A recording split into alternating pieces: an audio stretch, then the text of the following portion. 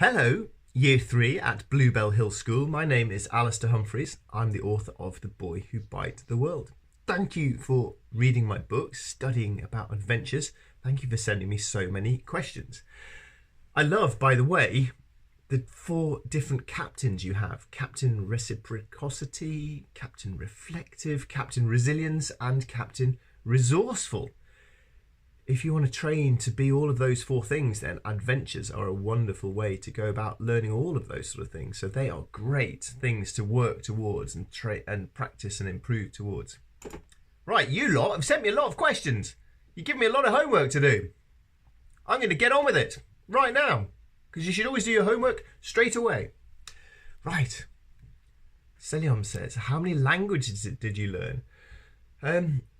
I learnt greetings and hellos and thank yous and please and bicycle and banana in loads and loads and loads of languages. But because I was moving through lots of different countries and languages, I didn't really get very good at any, except I got pretty good at Spanish because I was in Latin America for a whole year. So that was the one I got best at. Poppy and Atia want to know, how long did it take to write the book? Generally, it takes me 1 year to write a book. That's my challenge to myself. 1 book, 1 year. But it also takes extra time to try and find a publisher, to get the artwork done. And then once you finish the book, that's kind of only the start, because then you need to find an audience to read the book. And that can take many years. And you guys are reading my book for the first time quite a lot of years after I first wrote it. So it's a long, ongoing process. But the short answer is it takes me 1 year to write each of my books.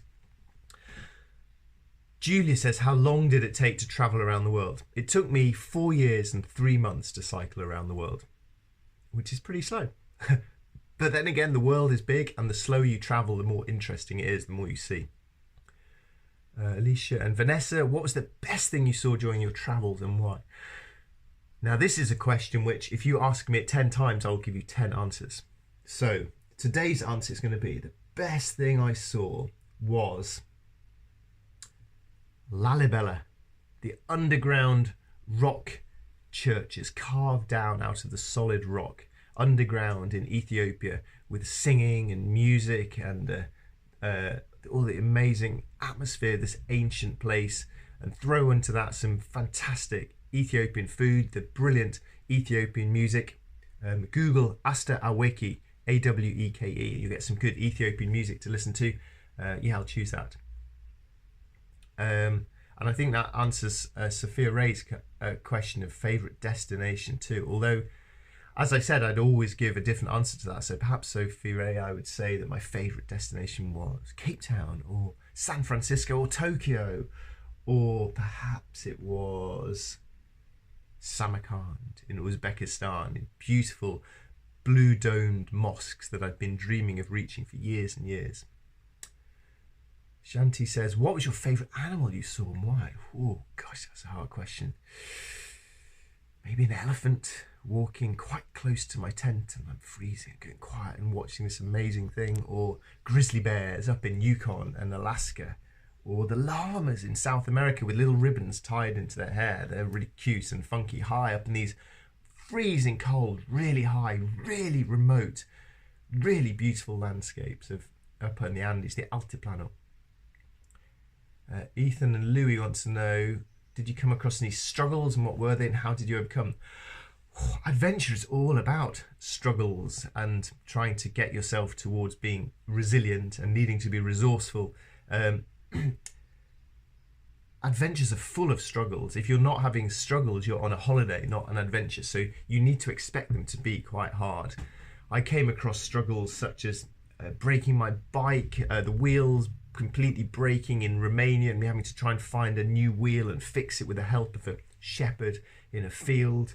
I also had to fix a wheel a couple of years later in a tent in a gale down in Patagonia, soaking wet and freezing cold.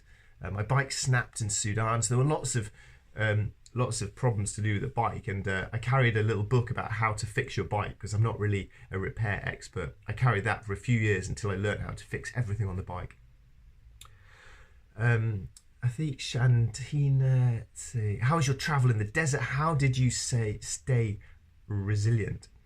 I love deserts. Deserts are often freezing cold in the morning and chilly at night, but the stars are bright and dazzling and magical. And then, of course, the sun comes up and they become boiling hot in the day, and you're dreaming of cold Coca-Cola and ice cream and swimming pools. And then the sun, beautiful sunsets. So I love deserts. They are hard, but they're quite simple. If you've got enough food, got enough water, and you're careful about where you're going, you protect yourself from the sun, then they're difficult but achievable things. And I stayed resilient in those by just thinking about how much I wanted to get to the end and how proud I'd be if I got to the end, and knowing that if I gave up, that I'd regret it one day. And also that if I sat down and had a cry, there was no one to help me there. So at some point I was going to have to get up and get on with it anyway. When you're on an adventure on your own, it's up to you to get to the end. No one else can help you. And that can be hard, but it can be quite exciting as well. Torrin says, how did you feel when you accomplished your goal? I felt proud, of course. I felt happy. I felt relieved that the end of the trip was here and I didn't have to go ride my bike anymore. It was a real mixture of feelings getting to the end of it. It really was. I was surprised because when I set off around the world, I didn't actually think I would make it to the end. Afan and Shialn, Shival. Oh God, sorry, my eyesight's getting terrible. My writing's too small. Shialn, sorry, not Shivaln. And Afan. You guys have got cooler names than me. My name's Al. What a boring name that is. What inspired you to travel around the world? I was inspired to travel around the world by reading books. You see here in my shed where I work, I've got loads of books of travels and adventures, and all my heroes I wrote. Oh, look, here's the boy back. Well, this book I wrote called Great Adventures. This was about the men and women who inspired me to travel. So people who'd done mad things in space, oceans, deserts and jungles. And like reading these sort of stories, I thought, oh, I'd love to do something like that myself one day. Oh. Sorry, doing a little bit of tidying up. Right. Christian Max, what was the most unusual thing you ate? Dog. Did you really drink milk and blood, says Dane and Harley Lee. You know what? I wrote these 3 books about my adventures around the world, and they're true stories. Everything in those books happened. It was all true. Except I didn't really drink milk and blood. I stayed with those Maasai villages, as you read about, and they were very welcoming and kind, but I didn't get that traditional welcoming ceremony. So I made it up, and I included it. And ever since, I've wondered why I bothered, because I did so many interesting things. I don't know why I made up that one thing. So no, I didn't really drink the milk and blood, which I have to say I'm quite glad about. But to answer Caitlin and Jay's question, yes, I really did eat a lot of banana sandwiches. Not quite as many as Tom, but I did eat a lot of them. George and Jarville want to know what part of it was true. Well, I've just said that the whole thing was true.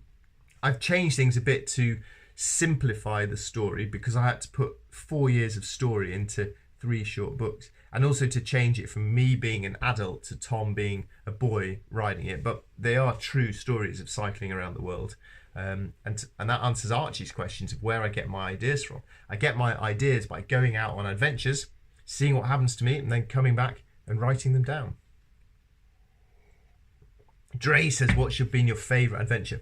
I think my favourite adventure might have been walking through Spain, playing my violin very badly. I'm really bad at the violin, but I would stand up in the street. You know, you sometimes see people stand in the street playing music and people throw them coins if they're good.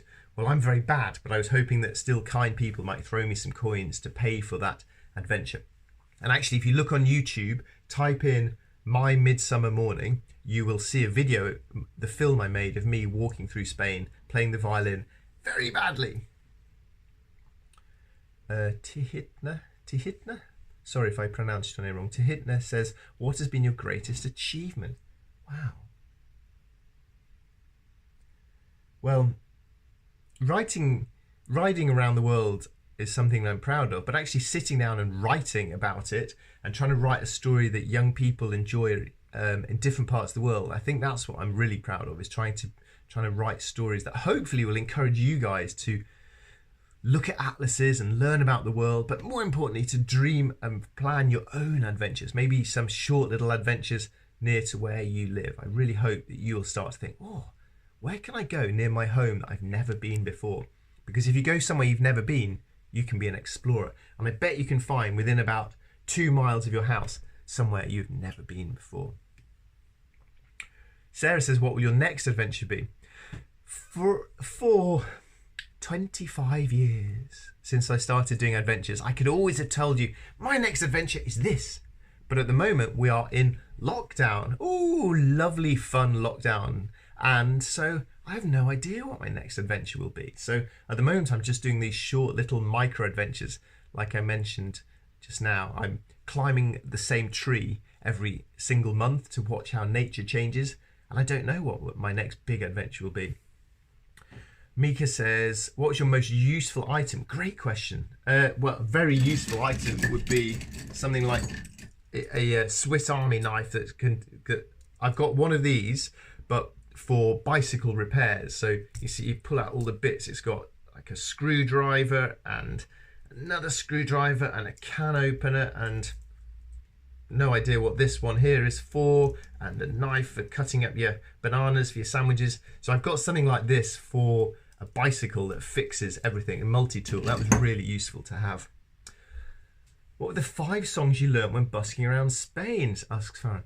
Very good question. You've been doing your homework. Maybe you've already watched me playing very badly. Whew. So I thought I would learn the best songs, really fun songs. But when I went to my first violin teacher, first lesson, the teacher said to me, now, you are very bad at this. So you are just going to have to learn these very basic songs that everyone is learning. All the 6-year-olds are learning when they start the violin. So they were just quite boring songs. But the one that was quite cool was the Muppet Show theme tune. The Muppets was a kids' TV program back when I was a little boy. So it's quite fun to play the theme tune for the Muppets.